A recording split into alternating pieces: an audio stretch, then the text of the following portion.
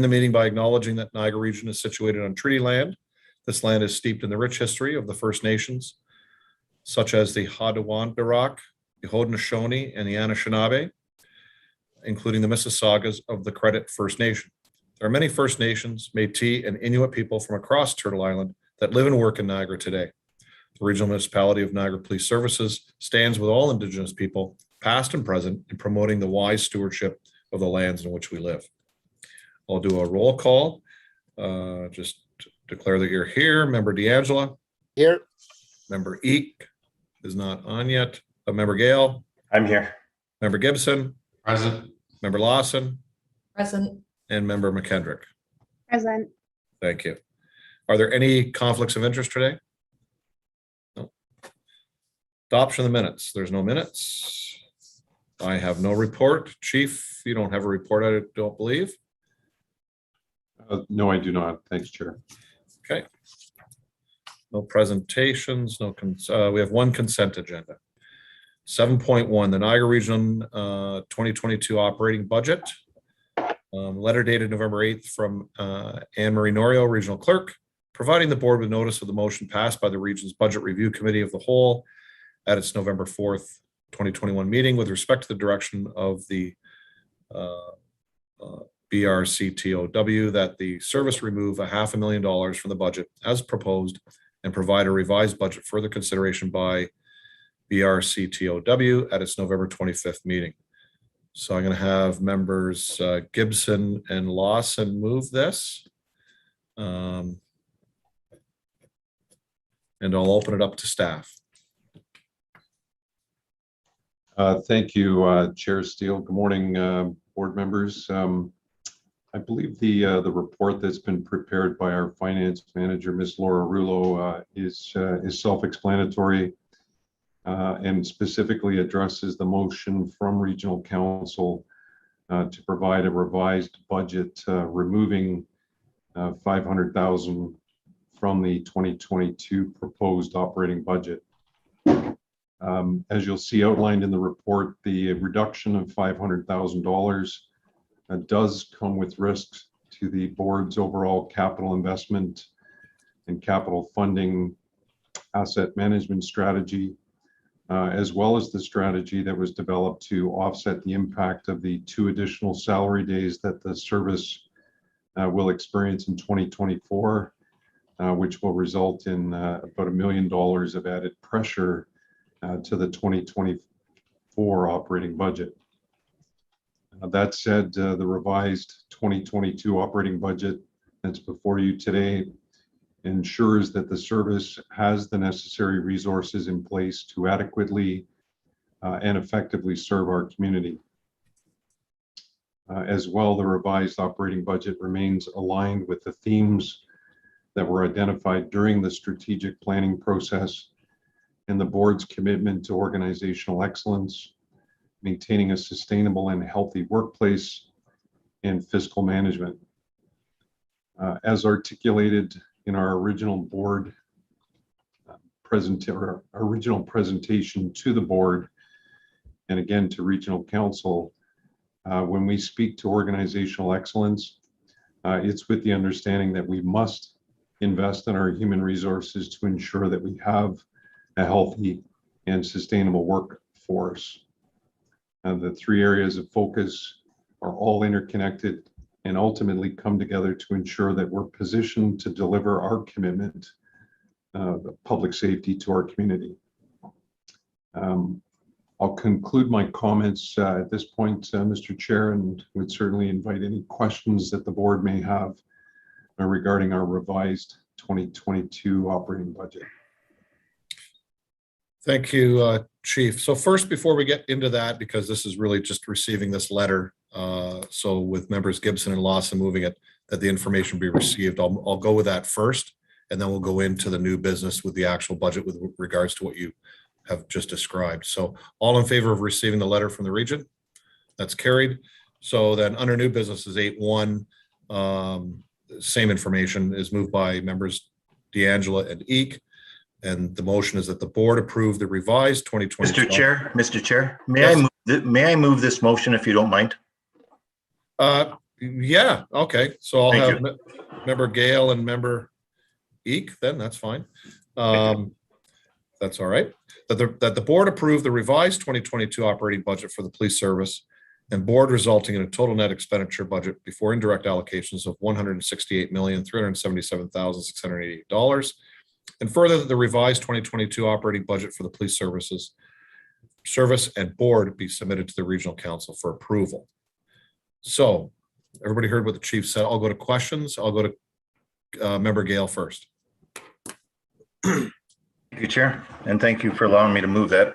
So the Regional Budget Committee discussed the police budget and requested that we remove $500,000 from the proposed operating budget. And sorry I wasn't there, but I think most of the people here knew I was engaged at another event. When I look at what we presented, I see that there was a one-time capital investment of $500,000 to reduce the funding gap. So kudos to our staff and the hard work they've done, and they looked at 4 options.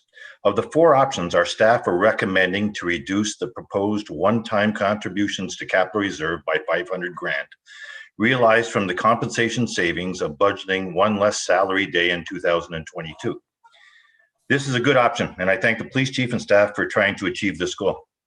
However, I'd like to offer a 5th option, and Deb, I just sent you an amendment. If you look at your computer, please. As you are well aware, I did not agree to the police services budget with a 4.9% increase. I don't think families who are still struggling due to the pandemic can afford a 4.9% increase. The chair then challenged me for options. Well, Mr. Chair, I do have an option. In 2020, the region collected a $96 million surplus. When you remove all revisions as per the public sector accounting standards, the region was left with $47 million in surplus. Of this $47 million, the region tucked away $31 million into reserves. The funds are not allocated to any project. They even gave $6.6 million in hospital funding. I have no issue with that. As we all know, the police services budget consists of 91% in wages and compensation. And it is our responsibility as board members to respect the collective agreements of our staff. So there's little room to make any adjustments. Our staff do an excellent job. They protect the health and welfare of our citizens, our local businesses, and the millions of people who visit Niagara. It is our responsibility to ensure our staff are equally equipped to do their job. So I'm not willing to sacrifice our capital investment to keep our staff safe and the ability to do their job. Our budget proposes a $3.47 million funding towards capital funding. If the region were to fund this expenditure from the $31 million budget surplus from last year, this would reduce our budget to 2.5%. And if they give us an additional $1 million from this $31 million surplus to help offset our equipment, vehicles, and technology costs of $7.5 million, we can reduce our budget to 1.9%. I think that's more stomachable, if that's a word. So I would like to propose a revision to the report. And Deb, this is the amendment that I sent to you. That the Police Services Board, number 1, receive and approve the 2022 operating budget for the police service and board, resulting in a total net expenditure budget before indirect allocations of $168,377,688. Number 2, submit the revised budget of the service and the board to regional council for approval. And number 3, more importantly, request the region transfer over $4.47 million to the police services from the $31 million 2020 budget surplus. I'm positive with the support from my colleagues, especially Councillor Gibson and Steele, we can get this done. I've long time said that the region's somewhat of a bank on some of these things. And we know in the past, we've taken money to fund the regional budget. I think our police officers are doing too good of a job. And this has been an exceptional year and on a tough year. And I think that it's time for the region to take the money and put it towards our budget on this. Thank you, Mr. Chair.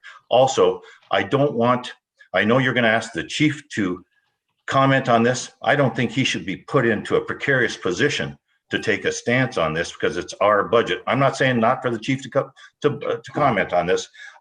Chief, out of respect to you, I think this is our budget, and damn it, we should go after the region and say, put more money into this. Maybe that's not what I should have said, but that's okay. Thank you. Palatable was the word you wanted to use. instead of- Whatever word you want to say. Palatable Thank would you. have been, is a better Okay. word. It just Thanks. sounds better. Can I get a seconder to the amendment? I have member Lawson. Okay, so we're speaking to the amendment, members. Questions on the amendment from any member? Do you have the ability to put that on a screen so they can see it? Or no? Deb? I can. I would just have to format it in Word, so it might take a minute or so. That's fine. If you can work on Okay. that, Yeah. we can. So, member Gibson, you have a question. you, Chair, and through you. It's a very good idea. I like it. It makes sense. I just don't know how feasible that will be with the region. But I guess it's one of those things where if you don't take your shot, you'll never score. But I can picture some of the councillors on there saying, well, what's the difference whether we do it this way or that way? It's still too much money you're asking for. So that's the one thing I look at. And I'm just, the pot of money where it comes from is one thing. The amount we're asking for is the true issue. So I'm conflicted on it. I don't know. It's a good idea, Bob. I just don't know how feasible it would be. But, it might be worth a shot. So those are my comments anyways. There we are.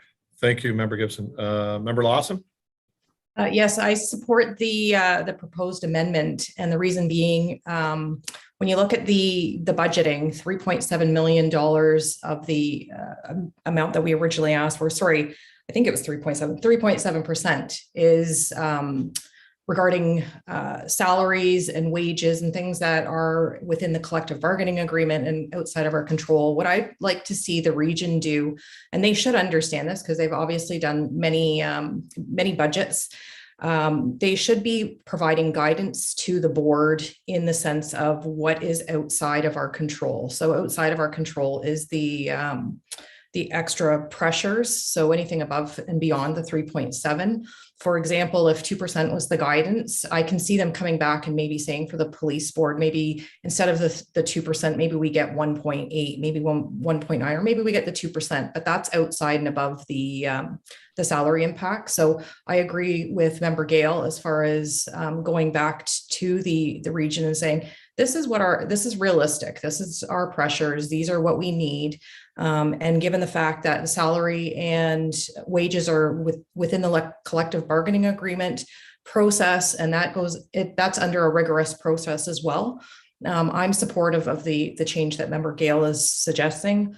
The other thing that I would like to suggest that maybe we can do for next budget season is that we have a education process for the councillors at the region that talk about what the budgetary process and what the obligations of our board is, so that they understand that we have held accountable to the chief and his staff what those requirements are through their budgeting process, as well as the finance committee. So I have full faith in our finance committee within the board, as well as the board itself making all those decisions, and then going forward again to the region asking that. And I'm sure the chief has also had to go forward to the Niagara Falls to ask for the money as well. It feels a little cumbersome to have to keep asking all of these same people for the money that should already be approved given the fact that we have governance under the board and that we are holding the chief accountable to that. So that was my long way around of saying I support the proposal that member Gale has put forward, and happy to answer any other accounting questions, much like finance manager Laura Rulo would be answering. Great. Thank you, member Lawson. Member Eek. Thank you very much, Mr. Chair. Just in passing, I would like to pass word to Deb. I'm trying to open up on my computer as well. I'm now conversing on my iPhone, so somewhat difficult. With respect to the issue at hand, I fully support the concept that member Gale is introducing. And when I think about it, we are convening this meeting here today because of the region saying that they didn't like reserves. We wanted that 500,000 in reserves, and here they have stuff 31 million into reserves themselves. And I think as proposed, if we take the 4.47 million from the regional reserve, that we could reduce the taxpayers' increase for policing from 4.5 down to 1.9. And I think during this inflationary period and the COVID impact on people's wallets, that this makes sense to me to move forward. So those are my comments, Mr. Chair. Great, thank you, Member Eek. Further comments by members? Chair Steele. Oh, there you are. Okay, yep. I'm not on the screen here, but just make a few comments. I'll support the motion here. We're still requesting the same amount of money. It's just coming from a different pot. And at the end of the day, what I like about it is that we're not reducing any of the services that we're providing. So the chief can still move forward with efficient and effective policing without any reduction in service. So it's just shuffling money, and if the region's okay with that, using their surplus instead of us using our surplus, it makes no difference at the end of the day. There's only one taxpayer, so there's still foot in the bill. It's just coming from different pots, which I'm okay with. Thanks, Chair. Great, thank you. Any further questions from other members? Member Gale. I can share two things. I can't tell you how happy I am with the way the police are being operated with the chief and the deputy chiefs, and he knows that I would be critical. So I'm not just sucking up, put it that way. You know, I'm saying what I fully believe in this. If I found anything wrong with the police, I might be against this, but I'm not. But I intend, Mr. Chair, to bring this up tomorrow night when we have the budget review minutes being tabled, and lifting it and just advising them that I brought this up today. I'm sure staff will come back and say, it's not 30 million, it's not this, it's not that. Well, I think I can prove it, but we'll do that at the next budget review meeting at the region. But I know I've mentioned before that it was a $96 million surplus and they said it's not. Okay, but 31 million went into reserves. So again, the public doesn't want to know that we have $31 million in reserves. I know that's for a rainy day. I know it's for horrendous things. And we just had horrendous things happen this year. So it's time to take some of that money and put it towards the police and towards other things, not just the police. But I think this is a good budget brought on by the chief. So I'll lift that tomorrow night, Mr. Chair, and just speak to it briefly. I don't intend on getting in a full conversation, but I want council to know what I've said. And I really support what Member Lawson said about education. Because immediately look at us, and I would too, that, oh, they're coming in with this. But look at our contract and that. So it'd be nice for in the educational things to explain what we're forced to put in there. And if the chief is asking for anything excessive, certainly question that anytime. I don't think there's anything excessive here. Thank you. Great, thanks, Member Gale. Just a comment for myself, and I do thank Member Gale for coming back and revising his previous statement and bringing this forward. Again, like other members, I will support it. Just some context for those that weren't at that meeting. The chief and I and the chief staff were there. We presented, and we really tried to lay out a prudent budget and how we can be very prudent within our budget, especially regarding extra days of pay. So between the chief and the staff and I, we explained that to council. I just don't understand why some of them just, quite frankly, didn't get it. And I think Member Lawson hit the nail on the head. It's maybe some education is needed. But they say they want the 500,000 to go back to the region, which is fine because it was going to be reserved for us anyways.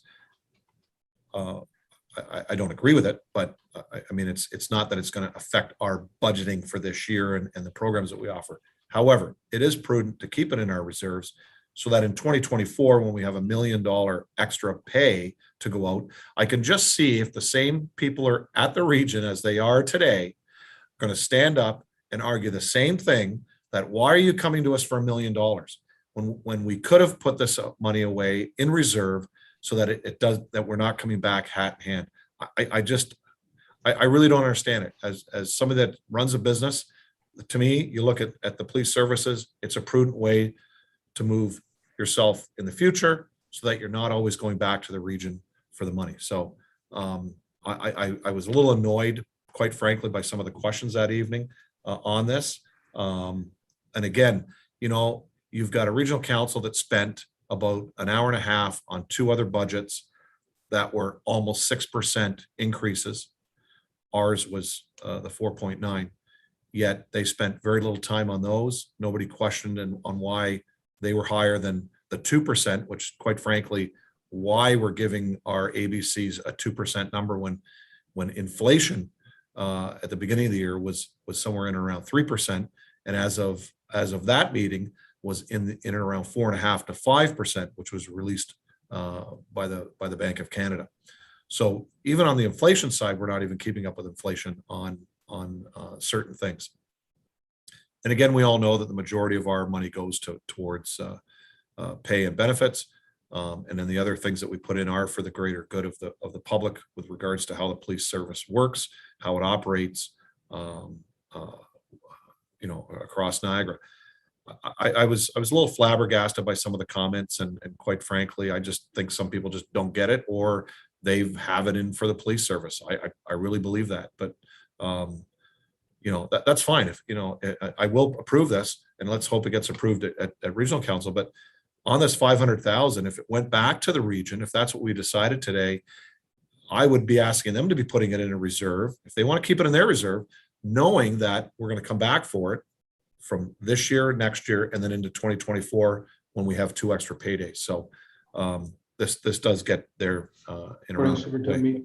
But I do agree. So Councillor Gale, again, thank you for bringing this forward, and just looking for any further questions or comments.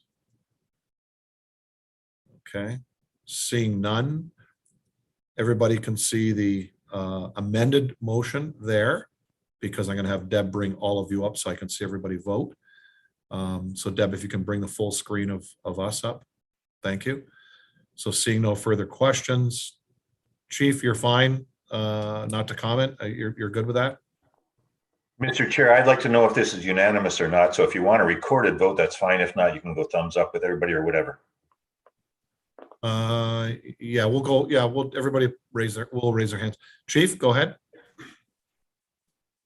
I appreciate the amendment that has been made by Member Gale. I just wonder if it might be an opportunity for Ms. Rouleau to offer some comment with regards to the impact that if Region does approve this one-time funding from reserves to go to the budget, what the impact will be on our 2023 operating budget, just for if that would be a benefit to the board. Yep. Ms. Rouleau?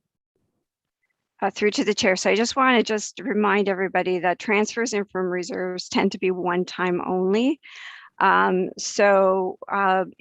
Although this 4.470 would reduce this year's, the question is what would happen to our 2023 budget?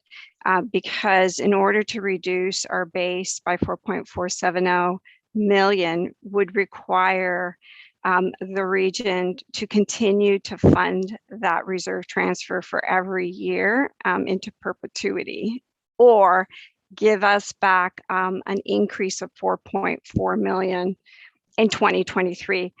But at this point, they might have a better strategy, a better understanding of how they can adjust their transfers. But I just wanted to caution that transfers in from reserves tend to be one time only. So it could end up just pushing the pressure into 2023. Okay, comments to that? Okay, all right. You're all set, Chief? You're okay? Yes, thanks. Good, thank you. Okay, seeing no further questions, please raise your hand if you're in favor of the amendment. And that is unanimous. Thank you, Member Gale. So now we are going back to the motion as amended, which was originally moved by Members Gale and Eek. Everybody understands the motion as amended, I think. Okay. Any questions on the motion as amended? Seeing none, all in favor, please raise your hand. And that's unanimous. Is there any other new business?